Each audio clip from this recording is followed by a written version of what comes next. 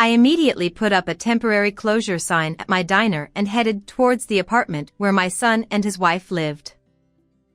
Inside the room, it was pitch dark, and I couldn't see well.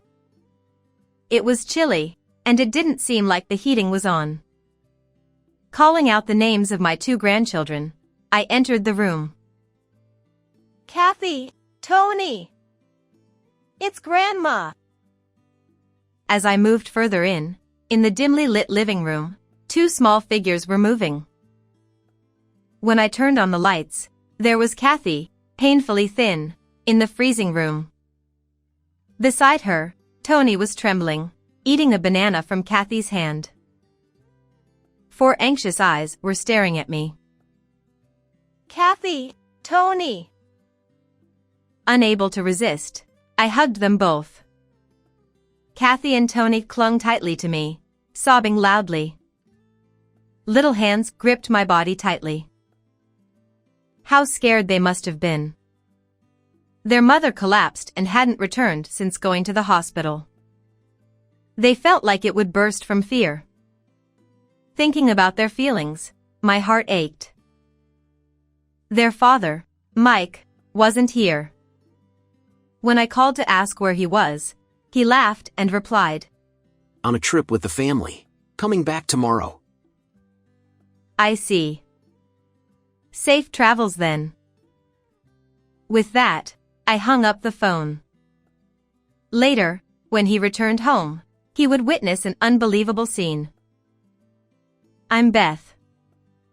I run a small eatery, and today during lunchtime, it's bustling as usual. This diner, Country Cookhouse, was inherited from my in-laws. Welcome. I'll get your table ready right away. I manage everything alone, which makes it hard to keep up. Regular customers reassure me not to fret. Take your time. We're fine. Their words offer a bit of solace. Some regulars have been coming since my in-laws' time, while others are new, attracted by the proximity of their homes or workplaces. It's heartwarming to see the customers enjoying the food and the lively atmosphere. When I hear delicious, I mentally cheer. Before, my husband and I ran this place together. He always said, "If people are hungry, they won't be happy. So, we cook to make them happy." We enjoyed brainstorming menus, counting the cash in the register, and rearranging the seating. Those were the days, continuing until our son Mike was born and grew up to high school. But around the time Mike was a sophomore, my husband passed away in an accident. It was incredibly tough, and I even considered closing the diner. Mike had university entrance exams ahead, so I couldn't rely on him to help with the diner. I couldn't imagine managing it alone. That's when one of our regulars said, "We're waiting for you," with a gentle smile. Seeing that smile, I felt like I could give it a shot on my own. It'll be okay, I'll manage somehow. I consulted acquaintances and my still living in-laws, and downsized to a scale I could handle alone. After 3 months since my husband's passing, Country Cookhouse embarked on a fresh start. Mike also successfully passed his university entrance exams and decided to attend his first choice school. It's far from home, so I want to live on my own. Sure, that's fine. Let's go check out some places soon. I always tried to accommodate Mike's requests as much as possible. This was because both my husband and I were always tied up with the diner since Mike was young, and we rarely had time for him. The diner was thriving, and we couldn't neglect it either. Even after closing time, my husband would stay back at the diner for preparations. I would return from the diner, cook dinner, and wait for my husband while taking care of Mike. Is Dad still working today? I remember him asking that every night when he was still small. His lonely expression is still vivid in my mind. I wished we could have sat together as a family of 3 around the dinner table more often, but it happened only once or twice. I felt guilty for making Mike feel lonely all this time. I want you to learn what you want and pursue what you want to do with all your heart. I told him before his university entrance exams and the day before he moved. Mike just nodded slightly, looking somewhat downcast. He didn't say anything more. Even after he started living on his own, I managed the small diner by myself. We didn't need to rely on scholarships or loans for university tuition, as we had enough savings. The 4 years Mike spent as a university student passed by in a flash. Throughout that time, I continued running the diner alone. When Mike graduated from university and started working as a full-fledged employee, I pictured him in a suit and tie heading off to work. Seeing that image, I couldn't help but smile to myself, thinking about how much he had grown from that small boy he once was. Furthermore, he already had a girlfriend, who he was already dating with marriage in mind. When Mike introduced her to me, I was so surprised that my eyes nearly popped out. Mike's girlfriend, Rachel, was stunningly beautiful, almost like a magazine model. Nice to meet you. I'm Rachel. I've been dating Mike. Her incredibly beautiful voice and polite manner overwhelmed me. I couldn't help but wonder if she was the daughter of a wealthy family. Not at all. We're just an ordinary family. Even her gentle laughter was elegant. I wondered what charm Mike had to attract such a wonderful girl.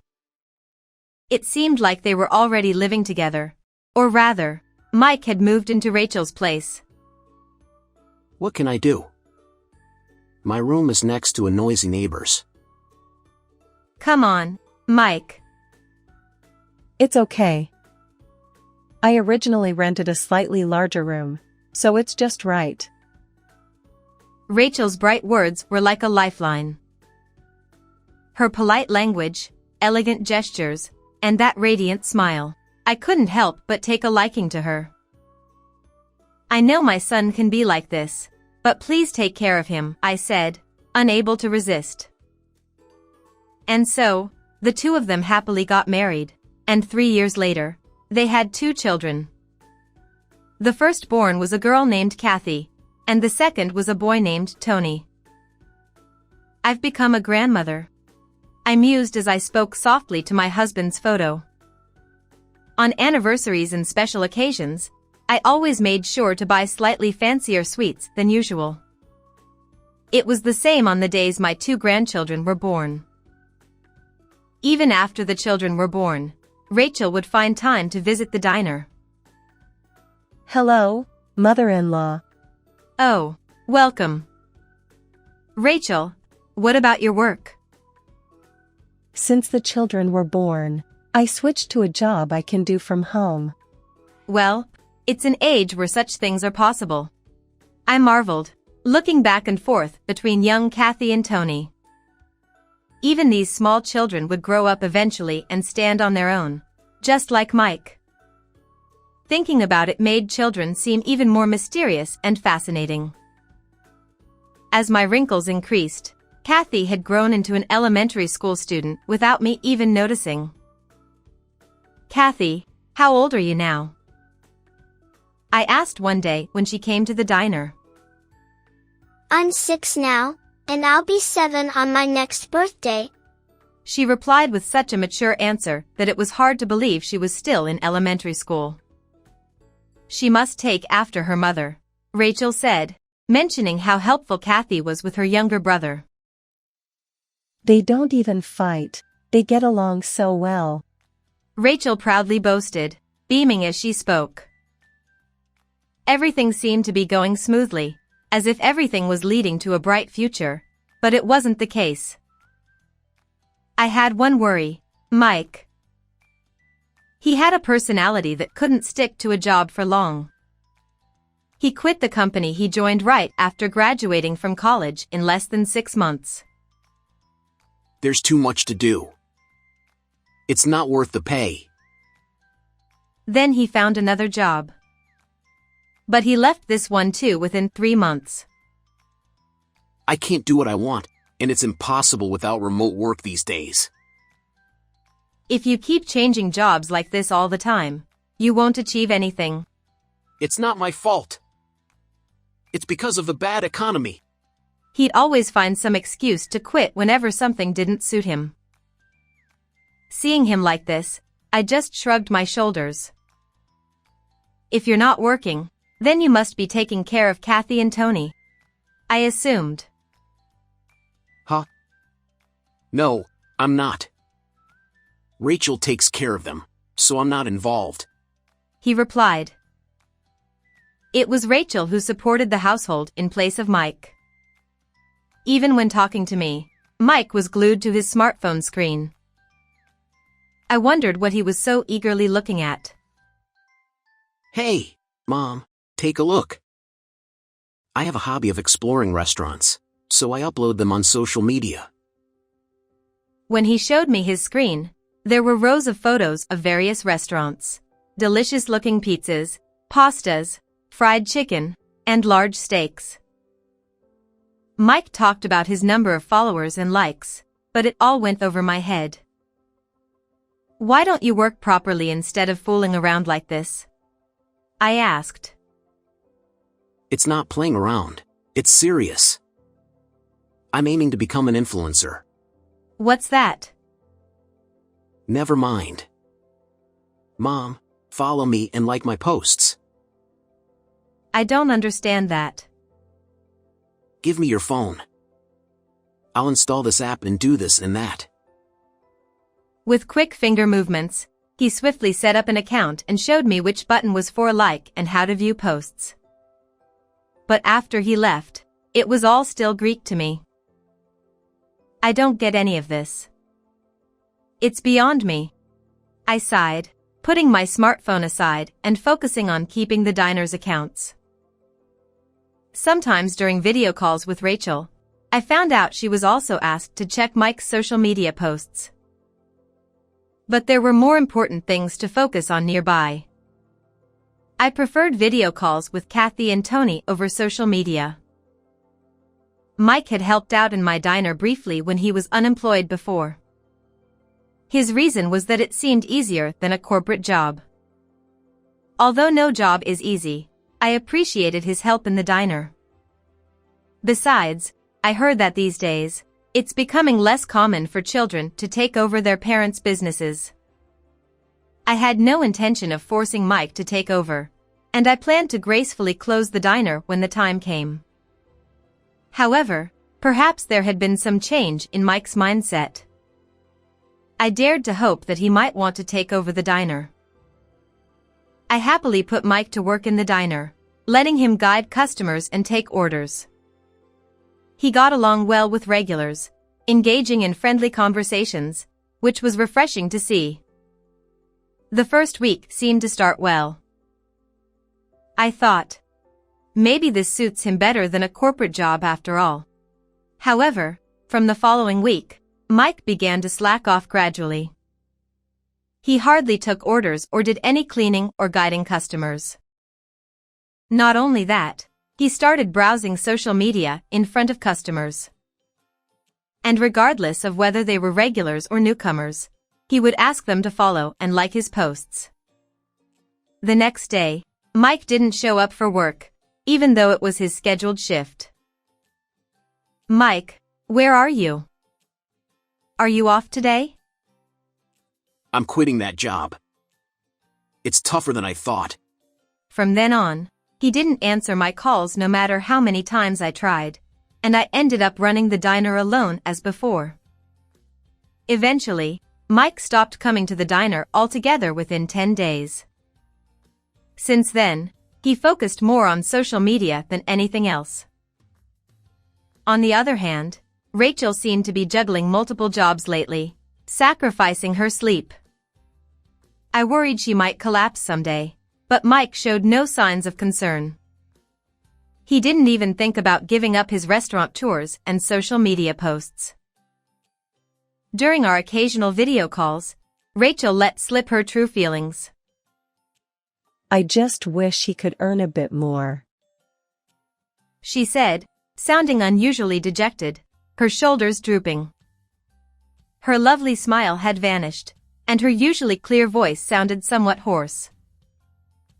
Mike, as usual, continued his restaurant tours and rarely stayed home. When I reproached him, he always said the same thing. If I become famous and expand my network, it'll lead to something in the future. While I doubted it would really work out, I still listened to his words.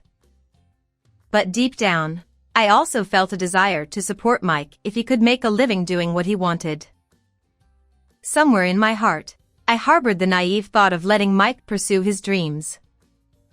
Rachel, too, seemed to believe in Mike's endeavors and refrained from criticizing him too harshly.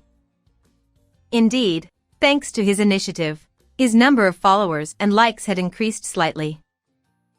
However, I would soon realize that it was a mistake. One day, I was in the diner as usual. The weather forecast had predicted it might snow at night, and it was as cold as midwinter outside, with overcast skies. Since there were no customers in the afternoon, I used the time for evening preparations and cleaning. As I diligently wiped tables, my phone rang in my pocket. It was Rachel. Thinking it was our usual video call, I answered.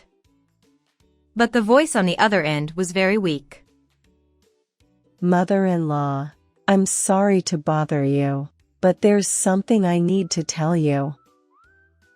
To my shock, she had collapsed from overwork a few days ago and had to be hospitalized. Hospitalized?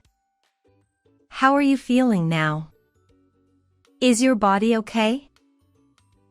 I'm okay, barely. Don't be such a stranger. Why didn't you tell me sooner? I'm sorry.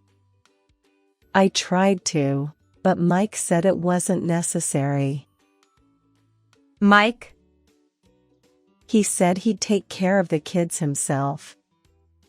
But I'm worried about them. I see. Is Mike at home? Would the fickle Mike really take care of the kids? But if his wife was hospitalized, even Mike would have to look after the children. He said he'd watch them. Although I want to believe. I sensed a hesitation in her voice, giving me a bad feeling. He's been posting photos on social media. I don't think he's taking care of the kids. Rachel was following Mike's social media as well. She decided to check the app herself. As Rachel had said, even on the day she was hospitalized and the next, he was casually posting pictures of pizzas. Listening to Rachel's story, I was dumbfounded. And that restaurant is out of state. I couldn't stay like this. I couldn't imagine children under 10 cooking for themselves with their parents not around. I understand. I'll head over to your house right away.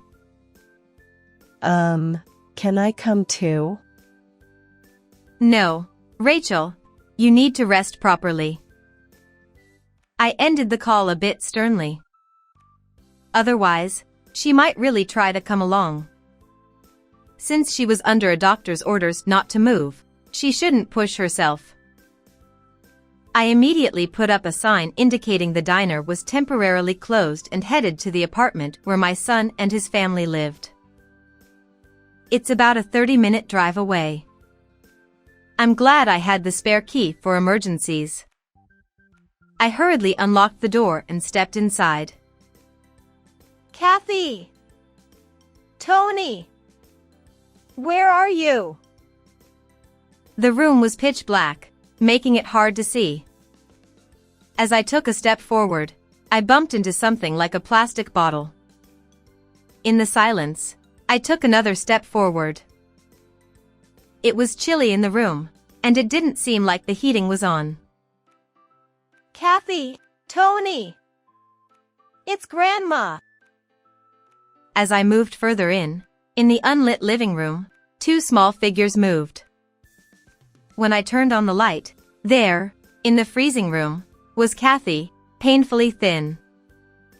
Beside her, Tony trembled as he ate a banana from Kathy's hand. Four anxious eyes stared at me. Kathy, Tony. Unable to resist, I embraced them both. Grandma. Kathy and Tony clung tightly to me, sobbing uncontrollably. Their small hands gripped my body tightly. How frightened they must have been. Their mother collapsed and didn't come back after going to the hospital. They must have been terrified. Thinking about their feelings, my heart ached.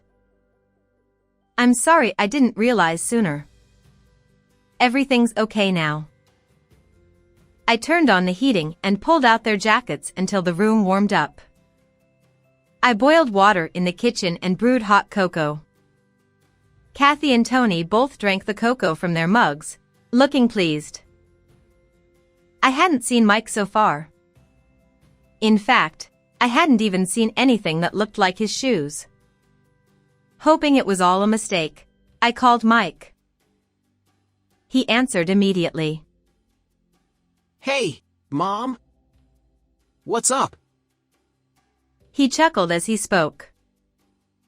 What are you doing? I'm trying out the limited time menu. It's gonna look great, I think. Where are you? I'm on a family trip. We'll be back tomorrow. The phone line was bustling with noise and chatter, and I could hear the crowd. He was clearly at a tourist spot. But he wasn't with his family, he was alone. It seemed like he was only thinking about himself. He couldn't protect Rachel, Kathy, or Tony. I felt strongly that I had to protect them. With my insides boiling with anger, I decided to feign calm. Good. Make sure you come back safely. Huh? Oh, right. About the souvenirs. Before Mike could finish, I hung up. He had hidden Rachel's hospitalization from me. And he had abandoned the children to indulge in a limited-time dish. When I talked to Kathy, it seemed that Mike had been lying about going to work. I knew it, Grandma. Mom was working too hard, right? Even in her young age, she understood why her mother had collapsed. She might not know the word overwork, but she knew it was too much. Mom looked sick for a long time. That's why I picked some food for Tony from the fridge. What about you? Did you eat anything? No. I endured it. She shook her head vigorously. Her cheeks looked sunken, and she was skinny for a grade schooler. She must not have eaten anything during the days her parents were absent. I want to see my friends because I haven't been to school. But I have to wait for Dad to come back. Kathy's eyes welled up again. You're a brave girl, Kathy. That day, I decided to stay at the apartment. I wanted to cook for the two of them, but the fridge was empty. Ketchup alone wouldn't make an omelet. We have no choice. Let's eat out. What do you two want? Since they were both hungry, they couldn't stop naming various dishes. Eventually, we ended up at a buffet restaurant and ate hamburgers, grilled cheese, cakes, and more. Seeing their smiling faces, I felt relieved. A hungry stomach could dampen anyone's spirits. I remembered my husband's words. When we got home, they fell asleep quickly, their stomachs full. As I watched their peaceful sleeping faces, I thought about Mike. The next day, Mike still didn't come back. I asked Kathy how to check his status on social media. It's a convenient way to disseminate information, but it also exposes his actions.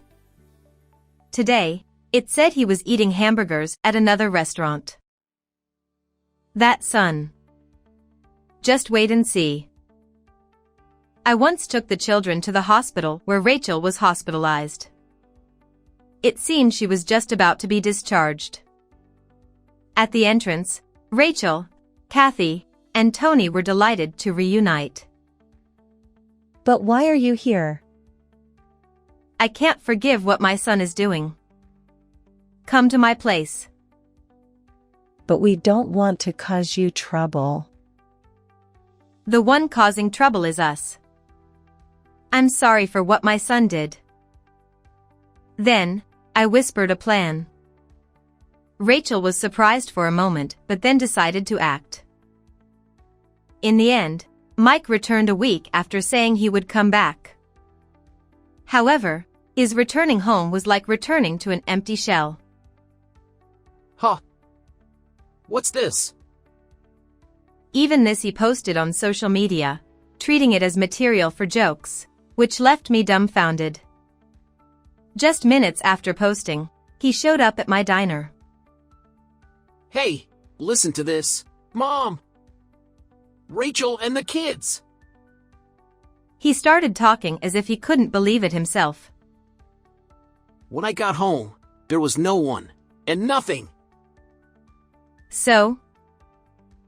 It was lunchtime, and many regular customers were in the diner. He enthusiastically began narrating to garner their sympathy. I'm doing my best for my family. But my wife and kids left home even though I'm working hard on social media. Well, that's tough. I listened with a weary heart, but the regulars felt differently. The sound of chairs scraping against the floor filled the air. Gradually, quietly, they closed in on Mike. Isn't this awful? Everyone! One of the regulars spoke up to Mike, perhaps not understanding his situation. You're the one who goes by Mick on social media, right? Yeah. A fan? Thanks for checking my... No kidding. You forcibly made us follow you a while back. Huh? Other customers nodded in agreement.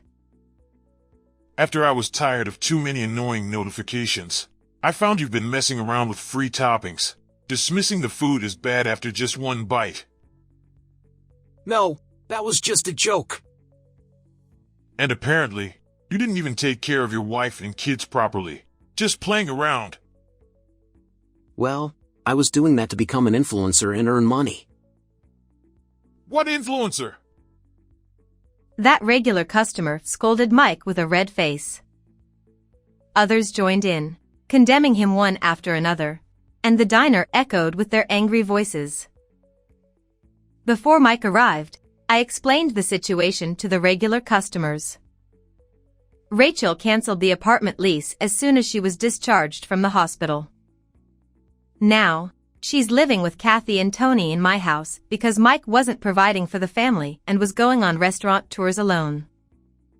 Moreover, he was solely focused on increasing his followers and likes on social media. When I revealed everything, the regulars, who had been monitoring Mike's actions on social media, were furious. One of them said, I'll give him a piece of my mind. And called others, and they all gathered. Mike, oblivious to all this, continued posting on social media. Stop it! I'm not at fault. Help me! With tears in his eyes, Mike was pushed out of the diner by the regulars. Don't ever show your face here again. He was severely scolded by the regulars and ran away screaming. Since then, he disappeared. Several weeks passed. With the arrival of spring, I began hearing about measures for hay fever in the weather forecast. I've been feeling a bit itchy in the nose lately, Perhaps it's because of that. Rachel complained about her runny nose due to hay fever. I noticed some of the regulars started wearing masks too. I wondered about Mike, but as far as I knew, he didn't suffer from hay fever. His whereabouts remained unknown. He had been urging his friends to follow him, all in his desire to become famous. However, it backfired. Since that day, his social media accounts, known to his followers, had blown up. Naturally, his identity was exposed to those around him, and there was no chance he'd return to this town. The consequences of mistreating food had caught up with him.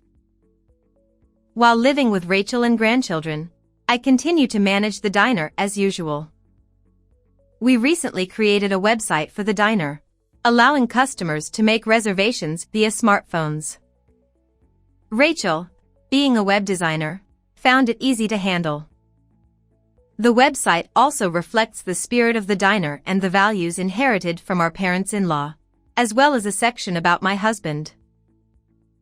I've never met my father-in-law, but I guess I could hear. It's a lovely website. Thank you, Rachel.